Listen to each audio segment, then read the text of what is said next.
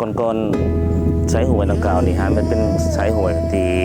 ที่ประชาชนในบ้านเฮานี่เขาเอิ้นว่าหวยกิละมังแต่ก่อนโครงการบ่ทันได้มาหัน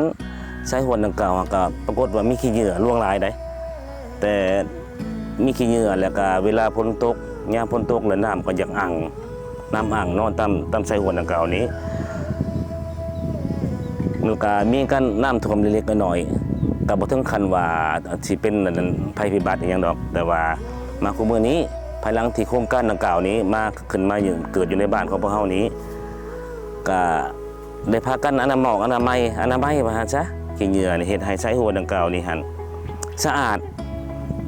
น้ำก็ใสคือปัจจุบันนี่นะน้ำใสดีได้นี่ตัวนี้ฮะขี้เหงื่อก็บ่ค่อยมีหั่นนะเวลาฝนตกก็น้ำก็ไหลสะดวกสบายสิบ่อังสิบ่หยังเลยนี่ฮะ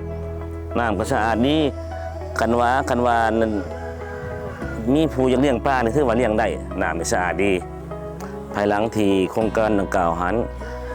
เข้ามาในบ้านพวกเฮาทั้งบ้านพวกเฮาก็ได้เอาใจใส่ช่วยเหลือเพิ่นเรื่อง1ก็อนามัยเนาะอนามัยขี้เหงื่อขี้ยุงต่างๆเก็บอนามัยทุกเดือนนึงก็ว่า2เทื่อบ่ได้ลงเฮ็ดตามมันสะครองอันนี้ฮะตามห้วยกิละมังอันนี้ฮะเดือนนึงประมาณ2เทื่อก็บ่หลายปานใดดอกแต่ว่าก็เฮ็ดให้ห้วยห้องสะอาดงามตาคือที่เฮาเห็นนี่แหละ